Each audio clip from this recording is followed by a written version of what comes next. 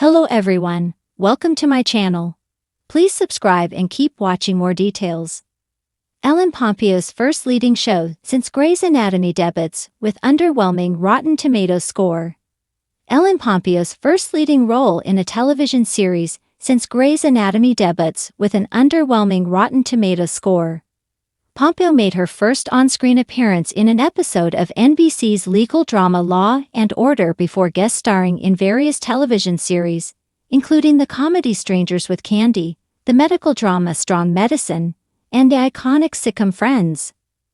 Though her film career has struggled to take off, her overall career took a significant turn in 2002 when she garnered attention for her performance in the romantic drama Moonlight Mile.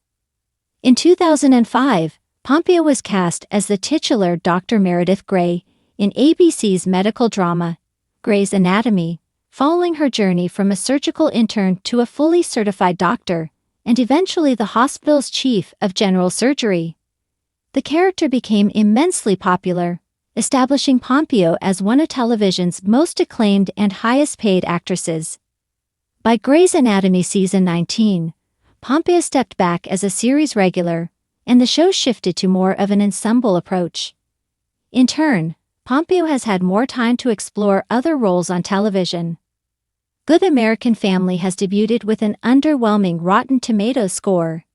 Created by Katie Robbins, Hulu's new limited series follows the true story of a Midwestern couple, played by Ellen Pompeo and Mark Duplass, who adopt what they believe to be a little girl with dwarfism, but slowly begin to question their assumption. Good American Family's cast also includes Imogen Faith Reed, Dule Hill, Sariu Blue, Christina Hendricks, and Kim Shaw.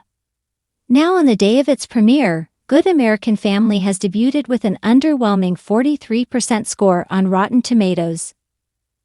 The show only has 7 reviews at the time of writing, so the score should fluctuate as more are published. With fewer than 50 ratings at the time of writing, the show doesn't yet have an audience score. Good American Family's Rotten Tomatoes score means that the show's critical response is mixed, but leaning negatively. Reviews are criticizing the show's messy structure, lack of narrative cohesion, and tabloid-like approach to its sensitive true story, though there is some praise for its shifting perspectives and lurid drama. However, despite the lukewarm critical response, Pompeo's return to television will likely be enough to entice audiences to tune in.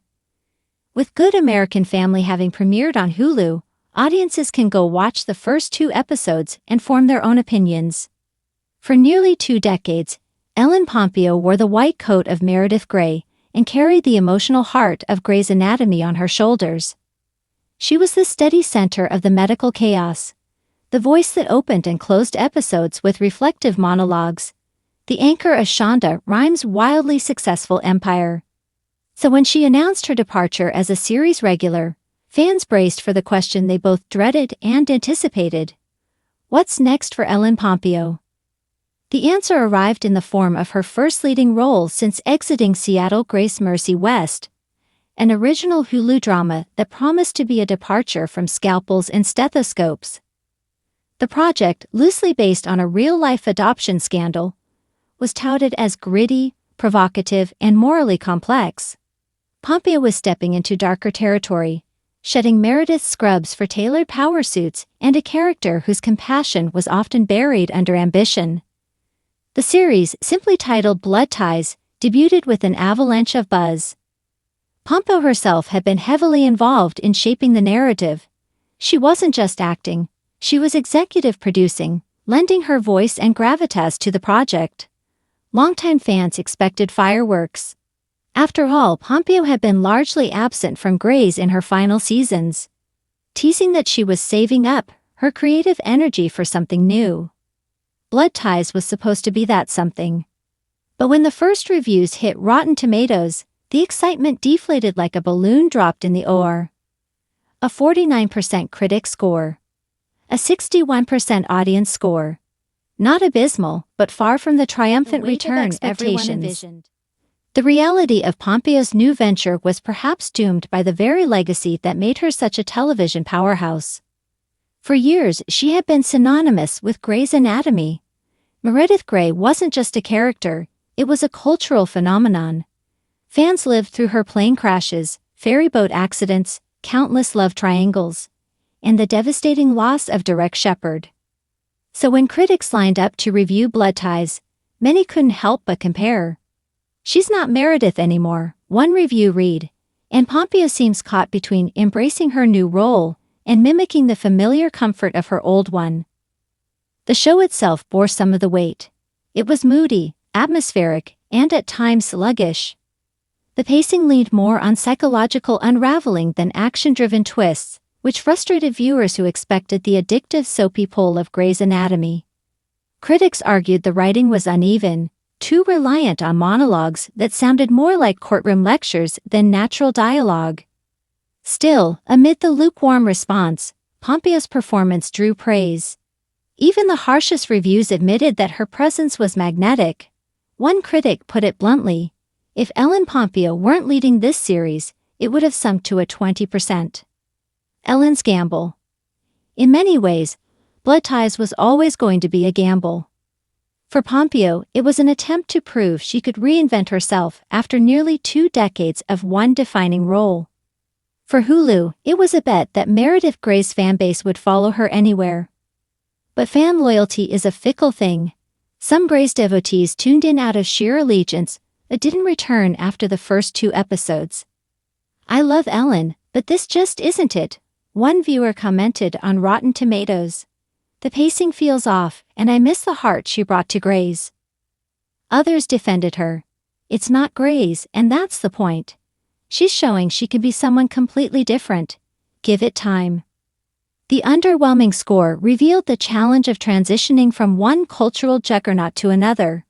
In television, lightning rarely strikes twice. Behind the curtain. Part of the story, insiders suggest, is that Pompeo's new role was designed to be divisive. Unlike Meredith Grey, who was flawed but deeply empathetic, her character in Blood Ties, prosecutor Laura Kingsley, was written to be morally ambiguous. She bends the law, manipulates witnesses, and navigates the gray space between justice and corruption. Ellen wanted to play someone messy, someone who makes the audience uncomfortable, a producer revealed. That's not always going to lead to glowing reviews. But it does lead to conversation. And conversation there was. On social media, Blood Ties became a hot topic not because of its Rotten Tomatoes score, but because of the debates it sparked. Was Laura Kingsley a hero or a villain? Was she fighting for the truth or exploiting others for her own gain? In some ways, Pompeo had achieved exactly what she wanted, an audience divided, engaged, and talking. The long game. While critics might be lukewarm, there's still a long runway ahead. Streaming series have been known to stumble at first before finding their voice in later seasons. The mixed response to Blood Ties could simply be growing pains. Take Grey's Anatomy itself, for instance. The medical drama wasn't universally adored in its first season. Some critics dismissed it as just another hospital soap. Yet by the 3rd season, it had become appointment television. Pompeo seems well aware of this dynamic. In interviews following the debut, she brushed off the Rotten Tomatoes score with the same cool composure that Meredith Grey once used to steady an operating room. "Listen, I've been doing this long enough to know you can't please everyone," she said. "I wanted to do something different, and different doesn't always mean comfortable. I'm proud of the work we've done, and I know where the story's going. People will see that if they stick with us." The fan divide. Perhaps the most telling reaction came not from critics, but from the fans who grew up with Pompeo. Some found it liberating to see her in a new light.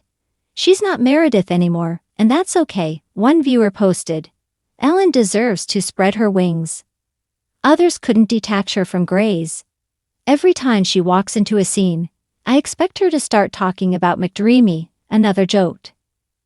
"It's going to take a while before I see her as anyone else." This fan divide mirrors the exact challenge Pompeo faces. Escaping the gravitational pull of a role that defined her career. What comes next? The story of Blood Ties is still unfolding. Hulu has yet to announce a 2nd season renewal, The early streaming numbers suggest enough curiosity to keep it alive. Even with a modest Rotten Tomatoes score, the show has sparked buzz. Sometimes, controversy sells better than praise.